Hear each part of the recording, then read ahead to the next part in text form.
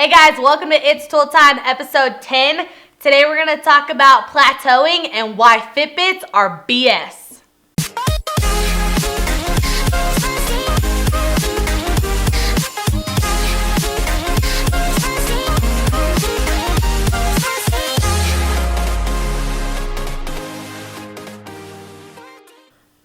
Oh, it's 12. Yes, it is. It's 12. What? Why does my phone say? Oh my god. Did you not change It's a it? screenshot. Oh. I was gonna say, did you not change it? No, it's a screenshot of the clip. Guys, thanks so much for tuning into the show today. I'm so happy that you're here because today we're going to get on it. Thank you so much for submitting your questions. If you want to submit a question, you can wait till the end of this video. It's going to tell you exactly how to do it. I need more questions to answer. So, get on that. All right, first question. Hi, Kaelin. I just watched your YouTube video and loved it. My question for you is, I always see your lunches and dinner on Snapchat. What is your breakfast meals like? All right, so for breakfast, I'm pretty much a creature of habit. I literally do the same thing every single day pretty much. So I have a whole grapefruit. I have one white cheddar rice cake with 2 tablespoons of Maranatha almond butter on top. And I have a protein shake that has a vanilla protein shake with banana and spinach in it. And that's literally what I eat every single day of the week, the same thing. So pretty easy answer for me because I don't really change it up because I found what works for me and what I love. And I stick to that. Next question comes from Jesse.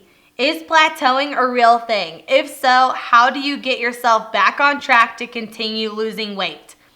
Yes, absolutely, plateauing is a real thing. I just want to make sure that you're not thinking you're plateauing too soon. Because as soon as people think they're not seeing results, they think, oh my gosh, I'm plateauing, which is not usually true. So if you're doing what you're supposed to be doing, and you're doing it hard, and you're going hard at your workouts, and you haven't seen a difference in like 3 months, then that's when you've probably like plateaued and you need to change something up.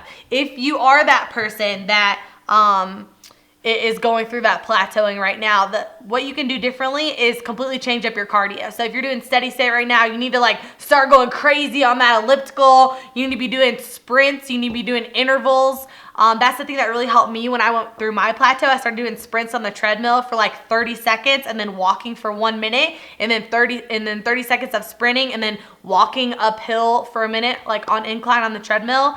And I started incorporating jumping rope while I was doing weight training, and I started to get more strict on my food. So I started to cut out the little things that add in extra calories, like olive oil on top of stuff. I stopped using salad dressings. I stopped using dairy products. So I cut out like any bit of like fat-free cheese that I was using or cottage cheese. I cut out all the dairy, and those little changes actually made a world of difference for me. The other things that you might need to switch up is you might be munching on little things here and there, like, oh, I'm just having like 2 French fries, or I'm just having like this handful of chips. Like that's normally the case for people because you haven't given up those little things and just stuck to what exactly you're supposed to be doing at every meal.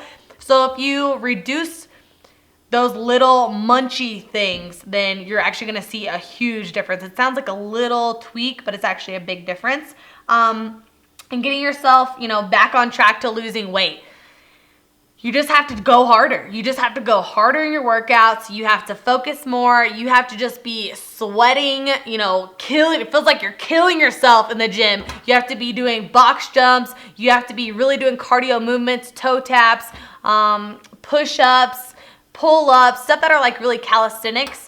Or in between weight training, you run over to the treadmill and you do sprints for like a minute and then you come back to your weight training. You want to keep your heart rate elevated and bring it back down so you're right in that fat burn zone and you're burning that extra fat and just working extra hard because you're doing the same types of things over and over and over for so long. Your body gets used to it and it doesn't make change anymore. So switch it up. Do the opposite of what you're doing now. If you're like chilling, doing everything, like slowly working out, then you need to ramp it up. If you're slowly doing cardio, then you need to ramp up your cardio. If you have your cardio ramped up right now in your workouts, then maybe slowing it down, doing lower reps, lower intensity for you will actually make all the difference. All right, next question comes in from Kaelin. That's such a good name. This is a crazy question, but how did you learn to work out? Did you have a trainer or just research, or are you just one of those lucky ducks that just have that gift?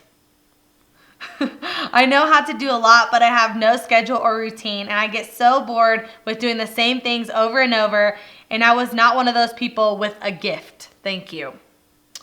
So, Kaelin, no, I absolutely did not know what the heck I was doing when I first started working out. It's actually really funny, like when I picture it, like when I go back in my mind to like where I was at, right? Like 65 pounds overweight, going into a gym, and I was like, oh my gosh, like I probably stayed the farthest from the weight floor that I could possibly be. Like in the very corner of the gym on an elliptical, like, you know, like, oh my gosh, hopefully nobody even sees me in here because I'm probably even doing this wrong, right? And I just started watching other people. So literally the gym that I first started working out in, all the cardio machines were upstairs and it looked over the weight floor. And I was like in the far back corner, like at the railing, so I could like see into the weight floor, but they really couldn't see me because I was like in the creepy corner, right?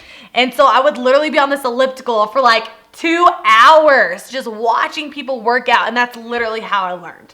And, you know, just watching them and being like, okay, so that's how you do that. Okay, so that's how that machine works. And, you know, just learning through other people. And that's when I was like, I think it took me like 6 months to finally like gain the courage to like walk out on the weight floor myself and be like, okay, I think this is how, you know, you use this bicep machine, or I think this is how you do the dumbbells. And it took a lot of like failing and falling and like looking ridiculous, but in the long run, it worked for me. So no, I did not have the gift. It just took me a lot of time to learn because I was too scared to ask anybody. So don't be like me. Just ask or like find tutorial videos or get my app or do whatever that you need to do to shorten that learning curve process for you. Don't be the creepy person that's like in the corner staring at people, all right? But that's how I learned, and it seemed to work, and I've kept with it. But, you know, don't be afraid to ask people or ask one of the trainers that are walking around the gym. If you don't know how to work something, ask them, because I did this silly thing. I just like tried it myself and I didn't even know what proper form was. But ask someone else, and usually they're always, you know, wanting to help you, wanting to give you advice. You just have to ask and they're going to show you the proper way so you don't get hurt. All right, next question comes from Tiffany. Do you think Fitbits help people lose weight? Or do you think they are a waste of money? So honestly, I think Fitbits are a bunch of crap because, you know, and I know they're coming out with new models, so this might, you know, not be as true anymore. But seriously, like Fitbits, what are they tracking you for? Like, okay, you're walking around, you're doing whatever. Like, okay, that's what you've been doing for the past 20 years, that same walking. It's not tracking how hard you're working, which is what is important, all right? Just expenditure of energy of, you know, like how many times you move your wrist during the day isn't really going to help you in the long run. What you should do, what you should get with that same money that you're going to buy your Fitbit with, because it's another form of social media so you can show everybody else that you're working out, what you should do is you should get a heart rate monitor. All right, you should get one Scotch brand that goes around your arm right here, or you get a Polar that goes around your chest, and it's actually going to show you how hard you're working, so you know when you're in your fat burn zone, when you're anaerobic, when you're in your aerobic zone, and you know how hard you're working, because you can lie to your Fitbit. That Fitbit lies. It's like, oh, you took 20,000 steps today, and you're like, woo, I took 20,000 steps, but really, like, how hard did you work today? Like, let's be honest, not hard at all. What your heart rate monitor is going to do for you is going to show you like, okay, you're not working hard enough. When I'm in the gym and I'm working out and it feels like I'm like just killing it, and I look at my heart rate monitor and I'm like, oh my gosh, like my heart rate is only like 110 right now. Like I really need to step it up, right? And so I can push myself because it pushes me, because I can see where I'm actually at, where my cardio is actually at that moment. And then I'm like, all right, let's get this sucker up to 160, 170, then bring it back down to 130, 120, but I shouldn't be sitting at 110, right? So sometimes even when you feel like you're working hard, you're not. And the Fitbit's gonna lie. It's gonna be like, oh my gosh, you did so many hundreds of thousands of whatever today. But get a heart rate monitor that's actually going to tell you the truth about how hard you're working. And so then you can stay consistent. You can keep it in that fat burn zone during your cardio. You can bring it up. You make sure you're hitting your aerobic and your anaerobic while you're working out, so you can start to burn that fat and actually lose weight.